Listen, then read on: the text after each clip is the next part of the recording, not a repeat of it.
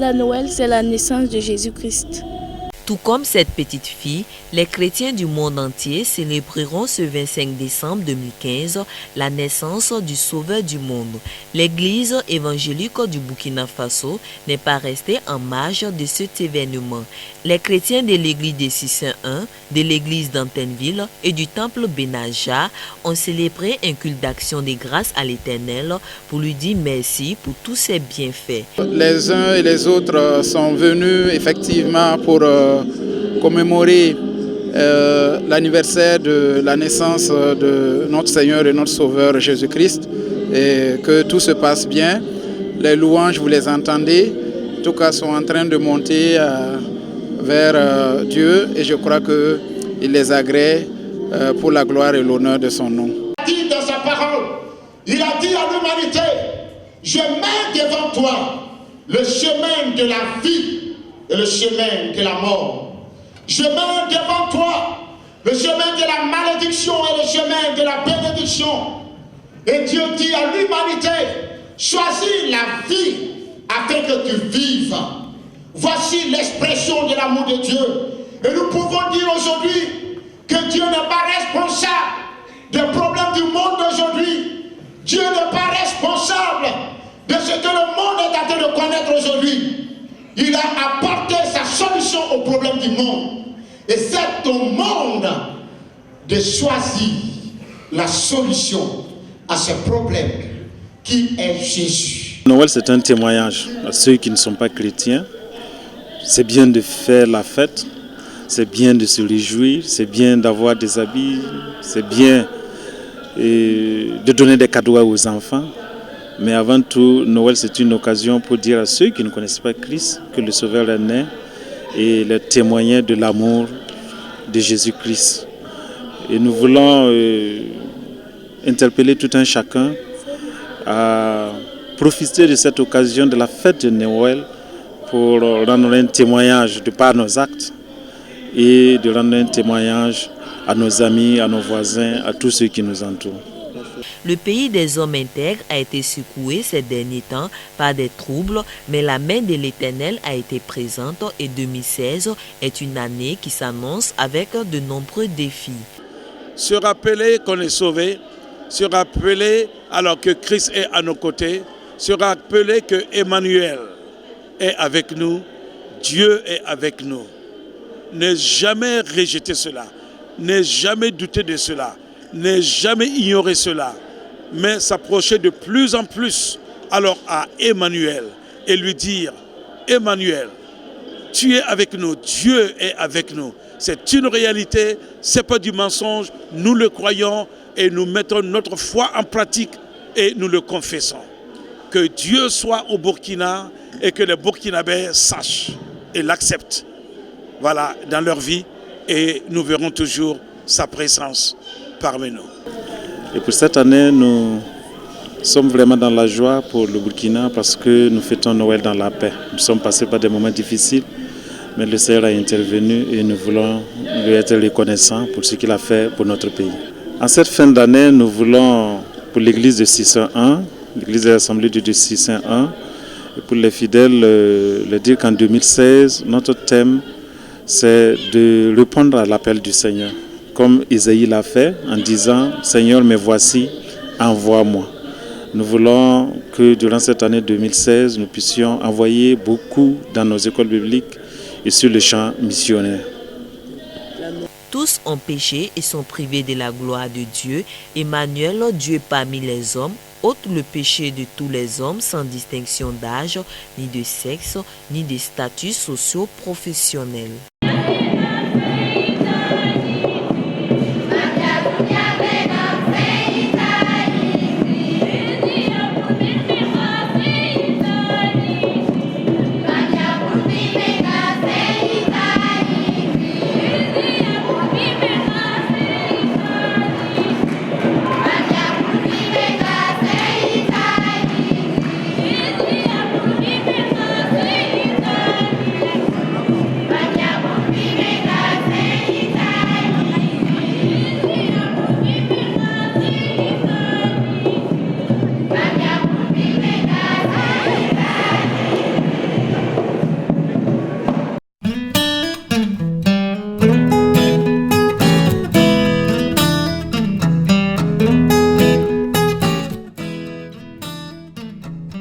Le 3 août dernier, le ministère de la Culture et du Tourisme avait procédé au lancement officiel d'une vaste opération d'identification et d'inventaire du patrimoine culturel immatériel sur toute l'étendue du territoire national. L'opération a porté ses fruits. Sur les 48 dossiers des candidatures présélectionnées, ce sont 17 lauréats qui ont reçu les distinctions et les félicitations du chef de l'État. Nous venons d'assister à une cérémonie empreinte d'une profonde signification. Il s'agissait en l'occurrence de reconnaître la valeur, de récompenser le mérite d'un certain nombre d'entre nous qui se sont distingués dans le domaine du spectacle et des arts par leur créativité, par leur savoir-faire. Et je voudrais remercier les organisateurs d'un tel événement, d'abord le ministre de la Culture et ses principaux collaborateurs, le comité d'organisation, et féliciter encore une fois ceux que nous venons de distinguer. Ils le méritaient et c'était le devoir de l'État et des autorités de le faire. Ce n'est qu'une première, c'est la première proclamation des trésors humains. Imaginez-vous que ce pays, le Burkina Faso, regorge de potentialités, de monuments, parce qu'il faut les appeler des monuments de la culture. Donc on ne va pas s'arrêter de si tôt.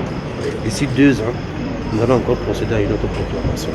Composée des 4 membres, la commission scientifique qui a fait le choix sur les 17 lauréats s'est appuyée sur différents critères, dont la pertinence de l'expertise, l'ancrage communautaire, l'engagement à transmettre le risque de disparition et l'intérêt extra-communautaire. La première des choses, c'est une reconnaissance de la nation tout entière, de leur valeur intrinsèque en matière de culture et des arts. C'est pour ça qu'ils ont été proclamés au nom du président du FASA.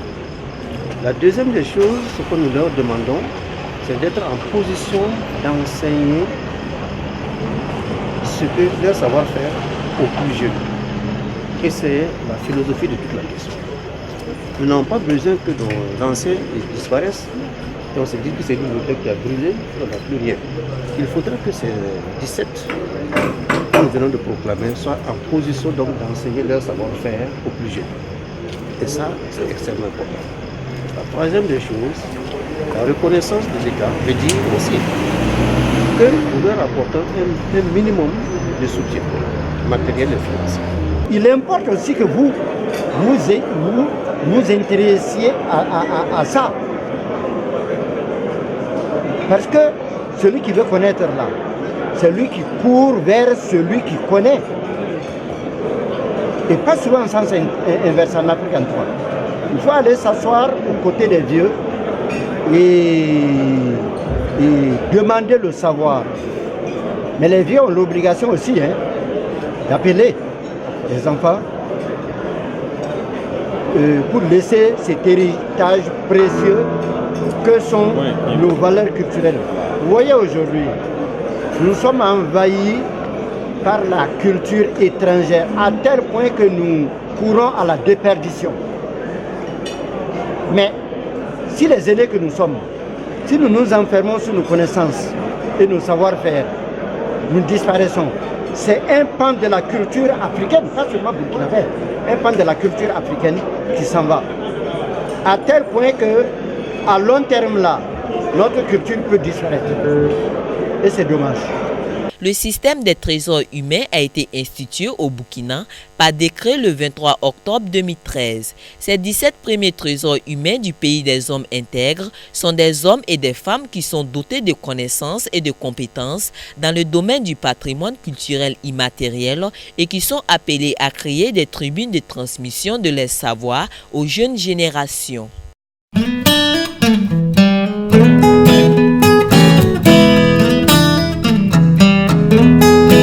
Le Premier ministre Yacouba Isaac Zida se rend au palais du Mogo-Naba ce jeudi 24 décembre 2015. En fin de mission, il vient faire le bilan des actions menées durant la transition et montrer sa gratitude envers le Mogo-Naba pour son apport dans la bonne gouvernance et la paix au Burkina. Ce matin, avec une délégation gouvernementale pour saluer Sa Majesté le Mogo-Naba Bango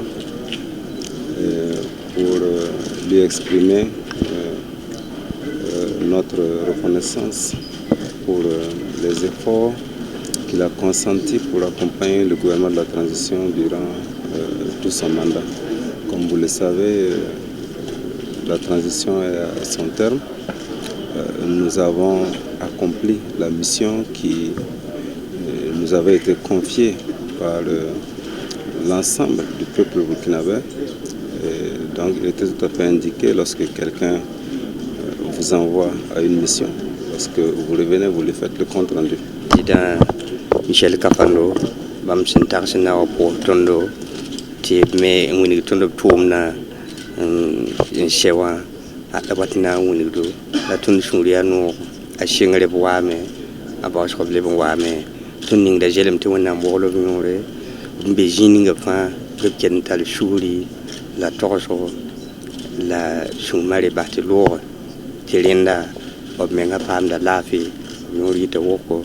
Nous sommes de la vie pour sentir Beijing auquel le moron tombé un son qui tient à Ganbane.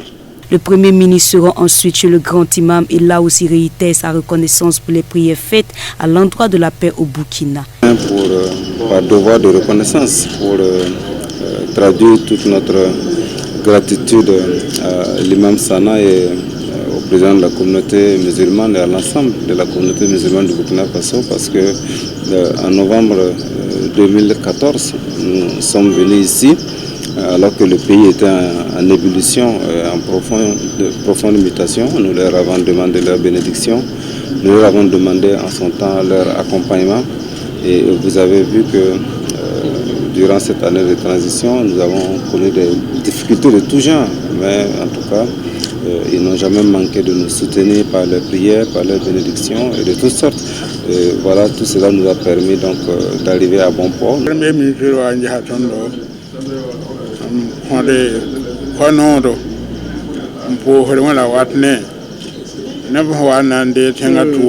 ministre est venu avec de bonnes nouvelles. Il est venu nous dire au revoir et nous présenter le bilan du gouvernement, parce que pendant des mois et des mois, ils ont travaillé. C'est vrai qu'ils ont traversé des tumultes, des périodes de troubles, mais Dieu merci, il est sorti indemne de cette situation. Il est revenu dire merci. Mais pour nous, ce n'est pas un au revoir. Pour nous, nous pensons que nous restons toujours ensemble. Le Mogo Naba et le grand imam restent disponibles pour contribuer à la paix au Burkina Faso.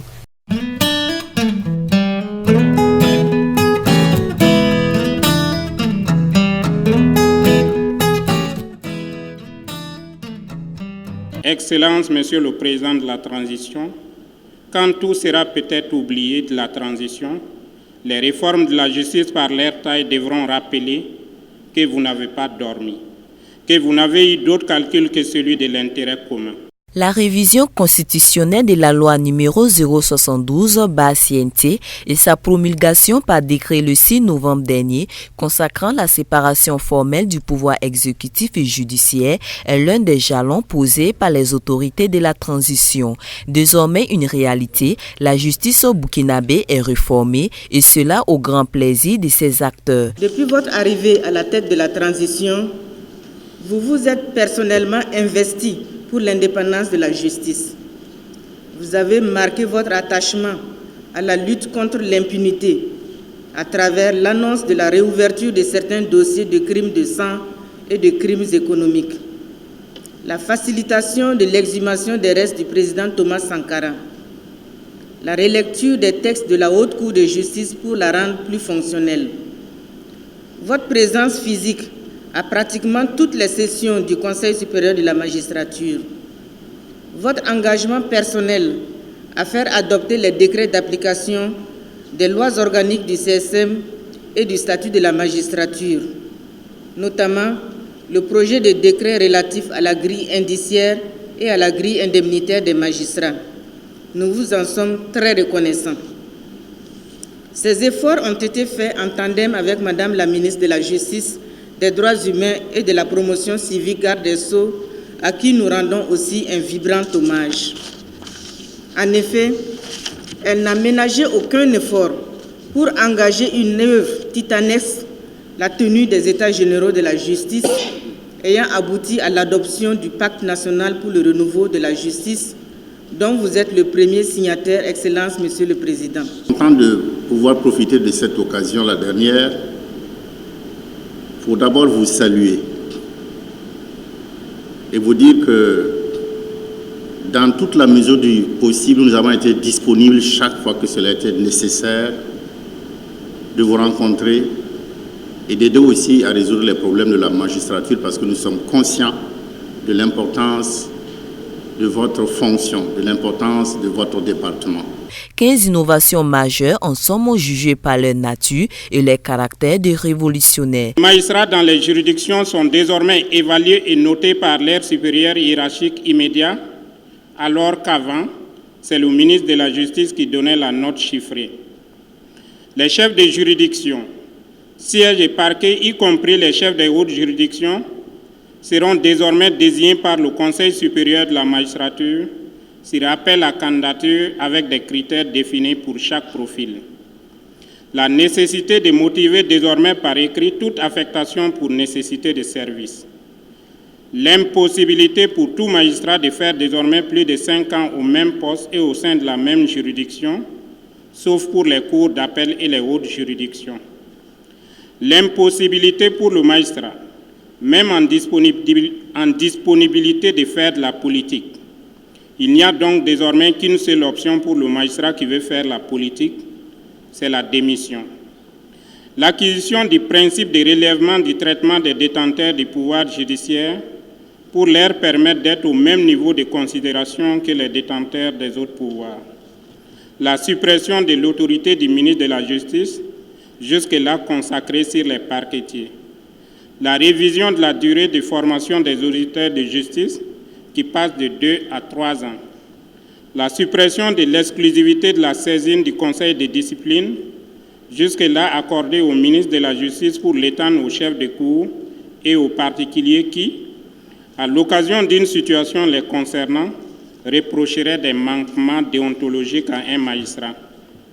Le passage des membres élus du Conseil supérieur de la magistrature de 2 à 3 pour chaque grade. La création d'un véritable secrétariat permanent du Conseil supérieur de la magistrature avec des attributions précises, une organisation autonome et disposant d'un personnel propre pour gérer la carrière des magistrats et mettre en œuvre les décisions du Conseil supérieur de la magistrature. L'attribution de la gestion de la carrière des magistrats au secrétariat permanent du Conseil supérieur de la magistrature. La nomination à l'avenir du magistrat par décret simple du président du FASO et non plus par décret en Conseil des ministres. La consécration d'un régime juridique et d'un traitement particulier pour l'auditeur de justice. L'institution d'un régime de l'honorariat pour les magistrats à la retraite. Le comité intersyndical des syndicats des magistrats nourrit l'espoir que tous les décrets seront adoptés pendant la transition pour une indépendance et une réforme effective du système judiciaire. Les magistrats ont par ailleurs soumis un vœu au président Michel Kafando, celui de voir un siège attribué au Conseil supérieur de la magistrature avant la fin de la transition.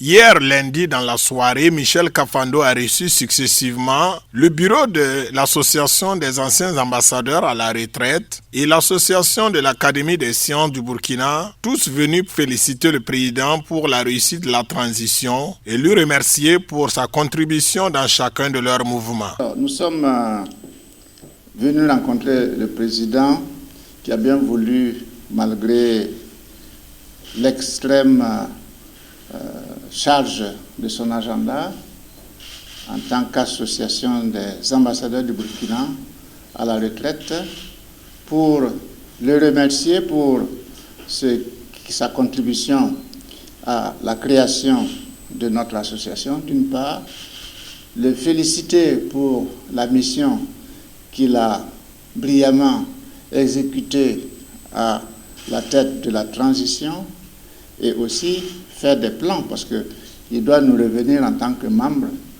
en tant que diplomate ambassadeur à la retraite, il va nous rejoindre. Nous avons donc échangé et en pensant au devenir de notre pays qui va bientôt enclencher une nouvelle ère.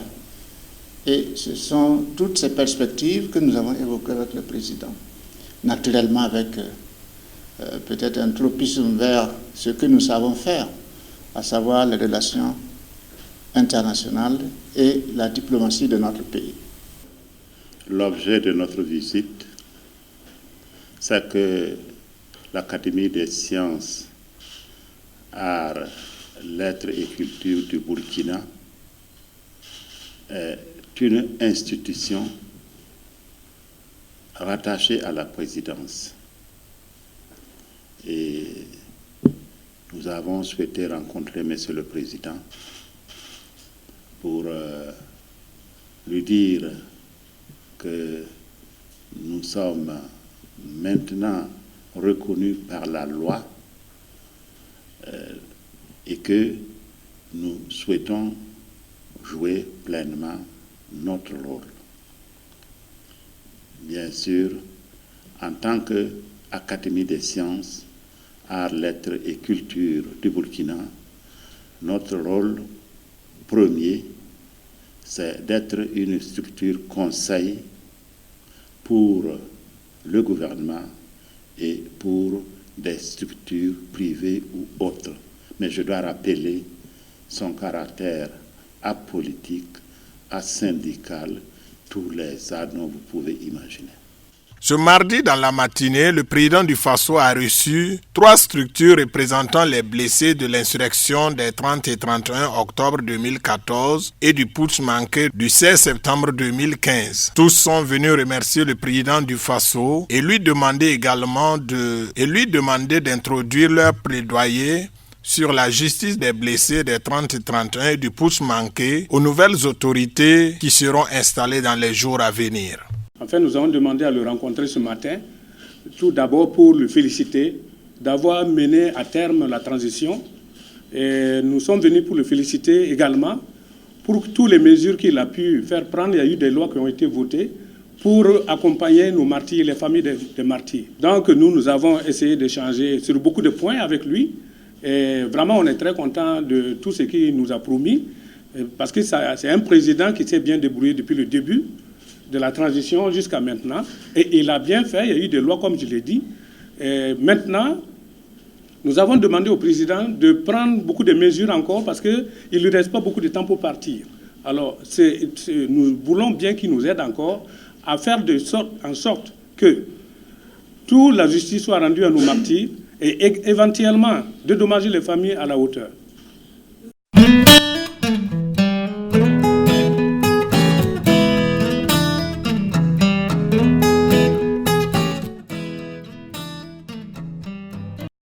Pendant 2 jours d'affilée, les hommes des médias et d'autres structures intervenant dans la diffusion de l'information vont s'entretenir pour définir la meilleure stratégie de communication systématique d'alerte précoce pour le bien-être de l'ensemble des populations. Les catastrophes, en tout cas de nos jours, font des milliers de victimes et les catastrophes compromettent le développement.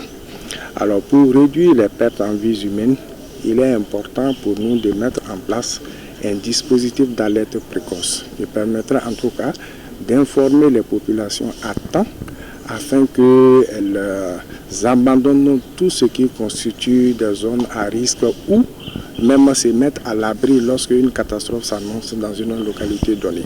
Cet atelier organisé par le Conseil national des secours d'urgence et de réhabilitation est une suite d'un précédent qui a eu lieu à Koudougou. À Koudougou, nous avons échangé avec les acteurs de la presse. Et comme la presse est un acteur incontournable dans la diffusion de l'information, il était important que ces acteurs même définissent eux-mêmes quelle stratégie ils peuvent mettre en place pour alerter les populations de façon précoce.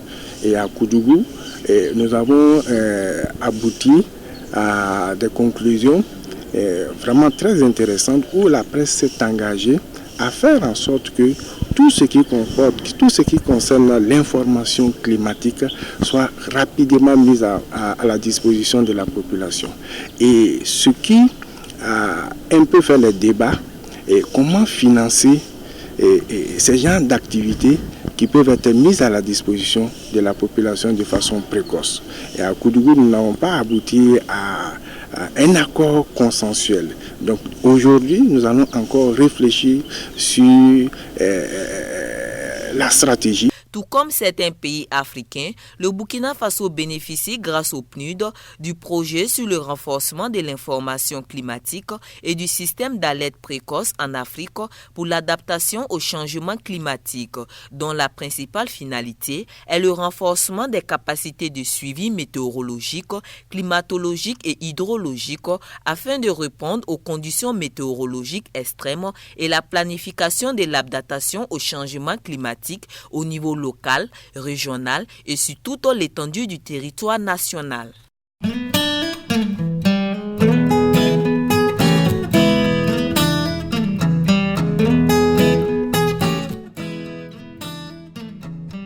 Situé en zone intertropicale, le Burkina Faso est un pays soumis à un climat caractérisé par 2 saisons, dont la saison sèche et la saison humide. De fin novembre à mi-février, c'est le vent très sec de l'harmattan qui souffle avec d'assez grande amplitude entre le jour et la nuit. Pendant cette période, la population est constamment sous le coup de la poussière, toute chose qui n'est pas sans conséquence sur la santé des poumons régulièrement exposés aux risques liés à la poussière respirée. Le docteur Sakandé, directeur général de la clinique Philadelphie, donne ici les astuces pour préserver sa santé. La première chose, c'est vraiment de se couvrir, d'être au chaud, parce que avec le temps qui passe, avec les données météo, nous savons qu'avec le vent, les températures peuvent descendre jusqu'à 15-16 degrés. Alors que nous sommes dans un pays où on connaît des températures aussi de 40 degrés. Vous voyez, le différentiel est comme si aussi on vivait en France. C'est les mêmes conditions comme en Europe. Donc il est très important que chacun de nous prenne le soin de se tenir au chaud, de porter des habits qui tiennent chaud. Pour les enfants surtout, il faut que les mamans les tiennent vraiment au chaud. Et vous savez qu'avec ce vent qui apporte la poussière, les muqueuses se dessèchent. Le nez, la gorge, c'est surtout au niveau du nez qui est la porte d'entrée de beaucoup de microbes qui peuvent engendrer et les rhinites, les pharyngites et même la méningite. C'est pourquoi il est très important de garder, de tenir les enfants propres, de les laver, de leur mettre du beurre dans les narines, de les tenir au chaud, vraiment de prendre soin. Et dès les premiers signes d'une quelconque maladie, il n'y a plus de petites maladies. Dès les premiers symptômes, si la maman voit que ça peut dépasser ses compétences, il faut aller vite voir une personne qualifiée de santé pour qu'on soigne vite avant que la maladie ne s'aggrave. Outre le port des habits chauds qui constitue le réflexe élémentaire à avoir dans cette période, tout ce qui peut empêcher de surcharger les poumons de poussière, soit par la bouche ou soit par les narines, doivent être utilisés. Je pense que tout ce qui peut nous empêcher de respirer de front, l'harmattan, parce qu'il y a des journées où quand on sort, personne ne voit plus de 3 mètres. Et par conséquent, on reçoit une flopée, d'une grande quantité de poussière dans les narines et dans la bouche. On respire. Et je crois que se comporte comme cache-nez pour se protéger n'est pas une mauvaise chose. Et surtout les habits, il faut être bien au chaud dans les habits. Bon, souvent ici, vers midi, on a 30 degrés. Donc le matin, quand on sort, on a l'impression que c'est déjà 30 degrés. Non, le matin, on a 24 ou 25 degrés. Et si on ne fait pas attention avec ce froid, on fait des problèmes pulmonaires, des bronchites, des bronchopathies, des bronchopneumopathies. Vous voyez, c'est ça qui fait qu'on est un peu trompé, puisque les températures passent rapidement de bas à très haut. Il est très important, donc très tôt, le matin, de tenir chaud pendant cette période froide. C'est vrai qu'on peut se dégarnir un peu vers midi, mais dès qu'on sent que le froid vient, il faut vraiment se tenir au chaud. Période de fête oblige, le docteur Sakandé a saisi l'occasion pour appeler les populations à une bonne hygiène alimentaire.